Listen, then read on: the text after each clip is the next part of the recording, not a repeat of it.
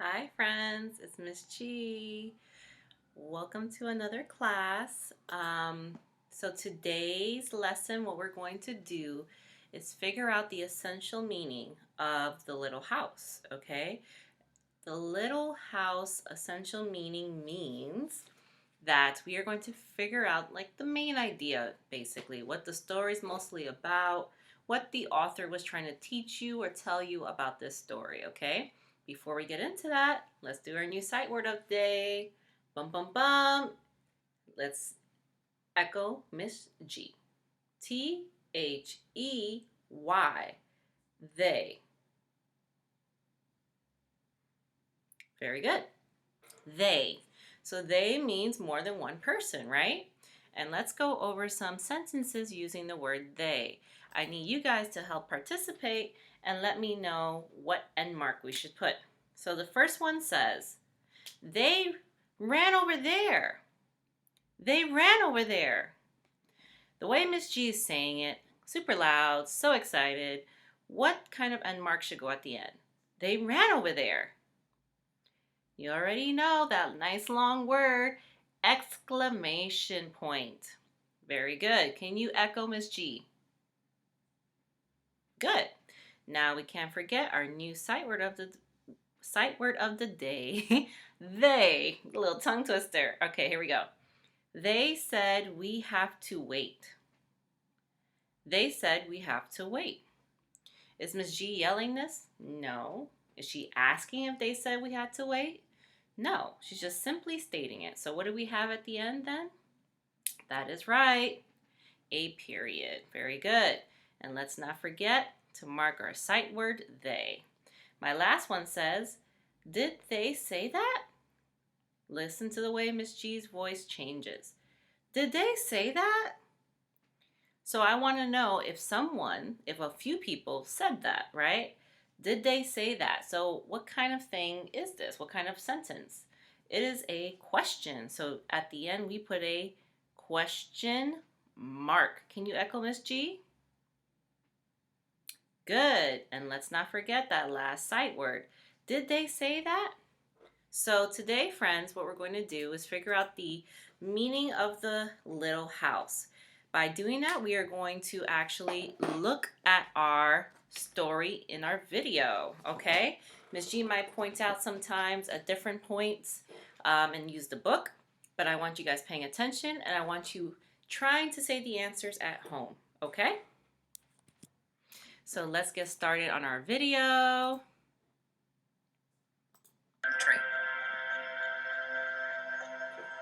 The Little House by Virginia Lee Burton. Quick question, what does by Virginia Lee Burton mean? Bum bum bum, she is the author, right? That means she wrote the words. But since it says story and pictures, that means she's the author and the person who makes the pictures. What do we call that? Bum bum bum, I hope you guys got the answer. It was the illustrator.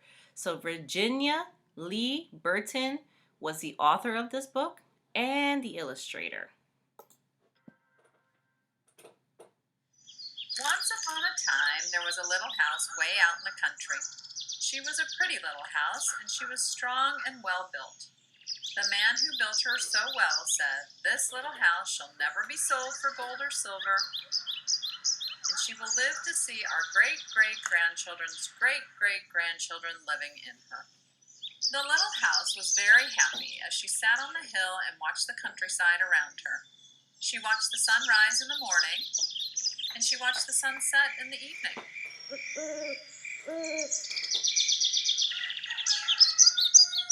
Day followed day, each one a little different from the one before. But the little house stayed just the same. In the nights she watched the moon grow from a thin new moon to a full moon, then back again to a thin old moon.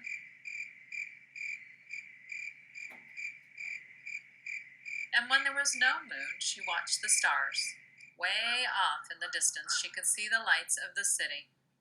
The little house was curious about the city and wondered what it would be like to live there.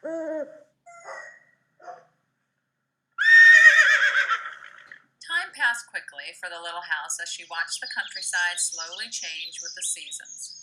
In the spring, when the days grew longer and the sun warmer, she waited for the first robin to return from the south. She watched the grass turn green.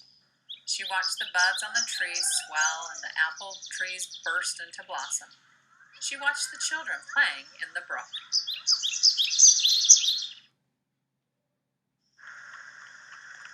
In the long summer days, she sat in the sun and watched the trees cover themselves with leaves and the white daisies cover the hill.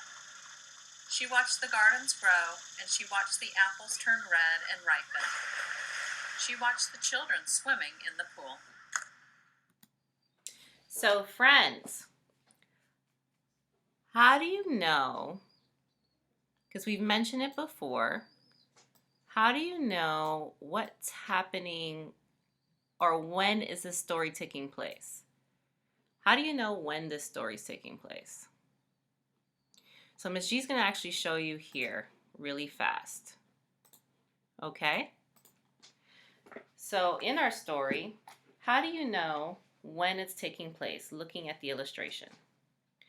Well, we can tell by this thing here, right? What kind of vehicles did they use? Is that a car on the road? No. Are there a lot of roads with like cement on them like we drive on now? No.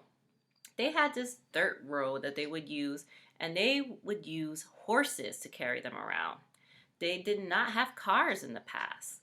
So that's how we know that this is happening in the past, because we can see the horses driving people around, okay? Beautiful. Let's get back to our story. In the pool. In the fall, when the days grew shorter and the nights colder, she watched the first frost turn the leaves to bright yellow and orange and red. She watched the harvest gathered and the apples picked. She watched the children going back to school.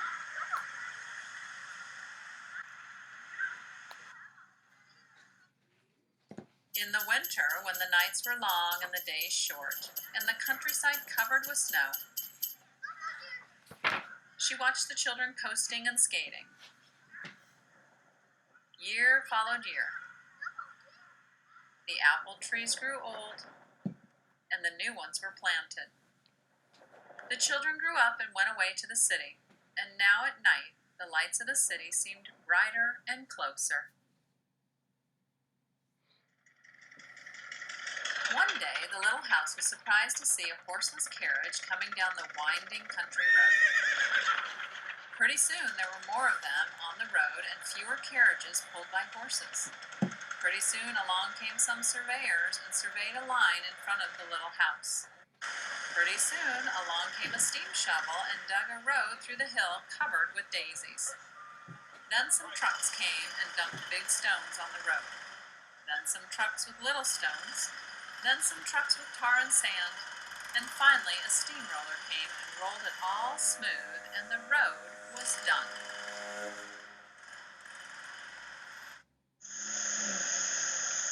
Now the little house watched the trucks and automobiles going back and forth to the city. Gasoline stations, roadside stands, and small houses followed the new road. Everyone and everything moved much faster now than before. More roads were made, and the countryside was divided into lots.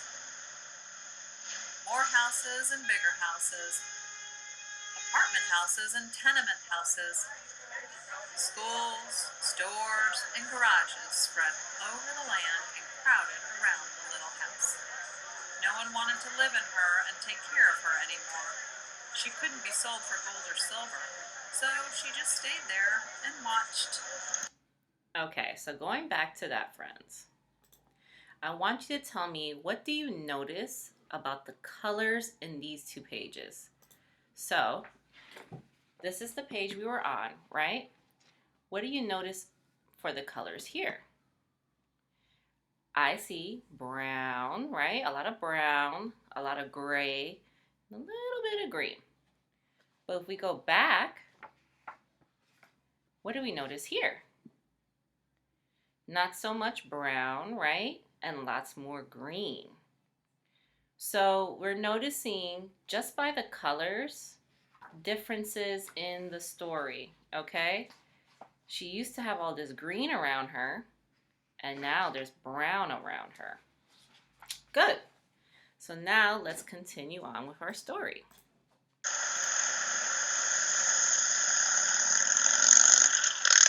Now it was not so quiet and peaceful at night.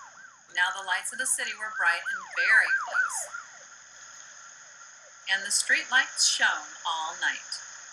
This must be living in the city, thought the little house, and didn't know whether she liked it or not. She missed the fields of daisies and the apple trees dancing in the moonlight. So friends, at this part of the story, what did it tell us in the words? What is life like for the little house in the city so far? She says here that she's not sure if she liked it or not, right? And she says she's already missing the grass and the daisies and the apple trees. So how do you think she felt at this part? All right, we're going to keep going. And I want you guys to think about how she's Trees feeling. dancing in the moonlight. Pretty soon there were trolley cars going back and forth in front of the little house. They went back and forth all day and part of the night. Everyone seemed to be very busy, and everyone seemed to be in a hurry. Pretty soon there was an elevated train going back and forth above the little house. The air was filled with dust and smoke, and the noise was so loud that it shook the little house. Now she couldn't tell when spring came, or summer, or fall, or winter. It all seemed about the same. This is a Brooklyn bound 2 express train. The next stop is... Pretty soon there was a subway going back and forth underneath the little house. She couldn't see it, but she could feel and hear it. People were moving faster and faster. No one noticed the little house anymore. They hurried by without a glance. Pretty soon they tore down the apartment houses and tenement houses around the little house and started digging big cellars, one on each side. The steam shovels dug down 3 stories on one side and 4 stories on the other side. Pretty soon they started building up. They built up 25 stories on one side and 35 stories on the other.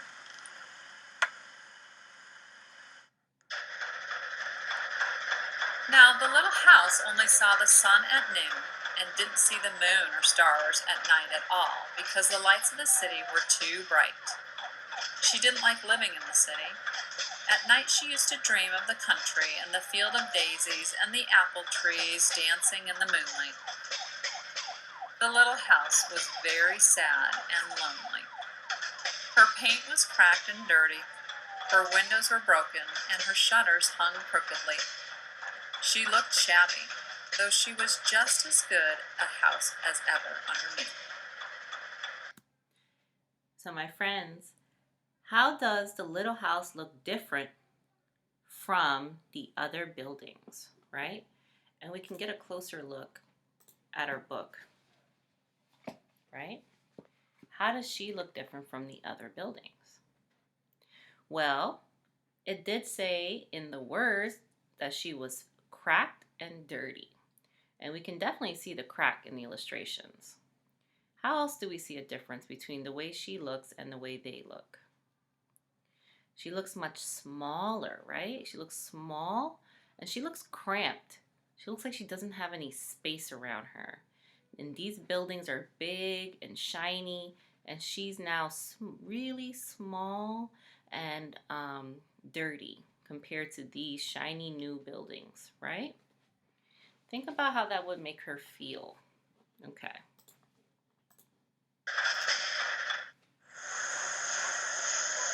Then one fine morning in spring, along came the great-great-granddaughter of the man who built the little house so well. She saw the shabby little house, but she didn't hurry by. There was something about the little house that made her stop and look again. She said to her husband, "That little house looks just like the little house my grandmother lived in when she was a little girl. Only that little house was way out in the country on a hill covered with daisies and apple trees growing around." They found out it was the very same house, so they went to the movers to see if the little house could be moved. The movers looked the little house all over and said, "Sure, this house is as good as ever. She's built so well we can move her anywhere." So they jacked up the little house and put her on wheels. Traffic was held up for hours as they slowly moved her out of the city.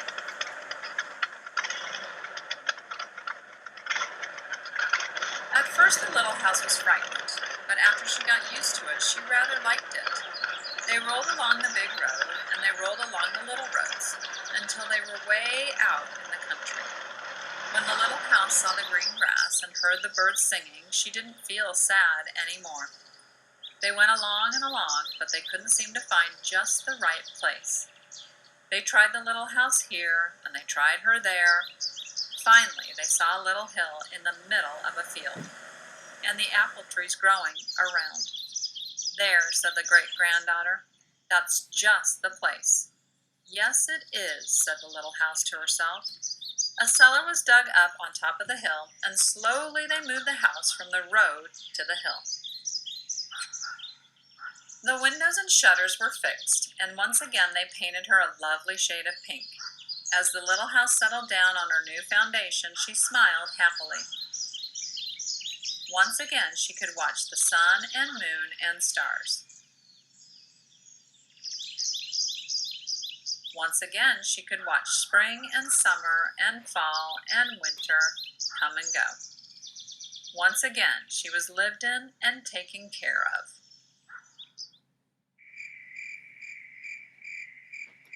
Never again would she be curious about the city. Never again would she want to live there. The stars twinkled above her, a new moon was coming up. It was spring, and all was quiet and peaceful in the country. Okay, so now we are back to the class. Hope you guys like this. Oh, wait. I'm in the wrong one. Okay, here we go. So, Miss G's asking my class now. And what I want you to do, just like we've done before, is that I want you to think about this at home and try to answer at home, okay? Why didn't the little house like living in the city? And I want you to explain why you think that. So why didn't she like living in the city? Let's see, I got a friend here. She missed the country. I know because it says she dreamed about it. Very nice. I like how you explain why you know she missed the country. It's because in the words it says she dreamed about it. So if you're dreaming about something that you miss, of course, then you're going to think about something like the country for the little house anyway. So you could dream about something you miss. That's usually what people say when they say, "I was dreaming about it." Let me see. Maybe someone else has a different answer. She didn't like it because no one lived in her or took care of her in the city. Good. So I like how these answers are saying why. Not just she didn't like it, but give me why didn't she like it? Why didn't she like living in the city? So this friend says because no one lived in her and no one took care of her. So if those things were happening to you, you probably wouldn't like the city either, right? So my next question to my friends is, what helped the little house to feel happy again? So how did she get happy again at the end, right? We just saw the story. So let's see. I want you guys answering at home. And now I'll ask my friends here. Moving back to the country. Oh, so moving back to the country made her feel happy again? Ding, ding, ding. That is true. It did make her feel happy again. Ooh, does anyone have something different? Let's see. Seeing the green grass. That is true. When she moved back to the country, she saw the green grass, and that made her feel better too. You guys are doing such a great job, and I know my friends are at home are answering either something similar or also a great answer, because there's a lot of different answers you can give. So, the big question today, right? Our big question that we're answering is, what is the essential meaning of this story? What important message do you think the author is telling us? So it's kind of like the main idea. What is this story mostly about? What do you think the author wanted to tell us or teach us about something? Okay? Think about that. If you can, discuss it. Discuss it with a family member. Talk to it with your parents if they've seen the story. Talk about, what do you think the author was trying to teach us? What do you think Virginia Lee Burton, the author of our story, was trying to tell us? When you write things, you're always trying to either teach someone something or tell us a message, okay? A message is like something important you want to say. So, let's see. I'm going to ask my friends in this classroom. Neighborhoods change as cities grow. That is very true. We saw the neighborhood change around our little house, right? And that's what the question we will be answering for our paper. We see that the neighborhood changes around the little house. That is so true. Great job. Let's see if someone had a different answer. Life in the country is more beautiful and peaceful than life in the city. Ooh, that's a good point. So maybe Virginia, the author, loves the country and she wants to make a story about the little house being in the country and loving the country. Now, that is an opinion. That means that is how that person feels, okay? We all can have different opinions and respect our opinions. So, she might love the country more because it has the grass and it has the trees and different things like that. But you might like the city more. Miss G personally loves the city. I actually like all the buildings. I like all the people. I like the subway. I think we mentioned that before. Miss G loves going on the subway so that I can get to place quickly. So, this is your opinion. This is the author's opinion, right? It's not necessarily something she's teaching us because her opinion isn't teaching us that, but this is what she thinks. She likes the country more. And that's a good answer. I'm so happy that my friends were able to figure this out. This story is really complex, and I love that you guys are able to see the differences in opinions. So now, let's get into our paper. We're going to write it tomorrow, but what we can do now is figure out the conclusion. So we have our topic sentence. The little house saw her neighborhood change, right? That's the topic sentence that we came to together, and we are going to write together our first sentence. The conclusion's at the end, and if you remember correctly, we all will be writing that too, right? Because we're all talking about the same thing. So what can we have as our conclusion? Remember, the conclusion has a lot of the same words as our topic sentence. So I'm going to give you guys a minute to think about it. And now I want my friends to call out their answers.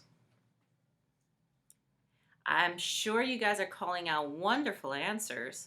Let's see what Miss G came up with. The little house saw her neighborhood change. That is how her neighborhood changed. Notice how Miss G kept neighborhood, kept the word change. I used H-E-R, her, for the little house. And I'm just explaining that's what happened. So this middle part we're going to work on tomorrow. Miss G's going to pick one. You guys pick something different, and then we'll send it in. Okay? Great job. Now let's do our shout outs really quick. So we have our first shout out of the day, and it's Aries. And she wrote, 2 characters are the mom and dad. So in our story for the little house, there were 2 characters, and they did show the mom and dad, but only the dad spoke. And remember, we tried to figure out who's actually talking, right? Because those are really the characters in our story. There could be a lot of different things going on. There were a lot of people in the background, a lot of different things happening.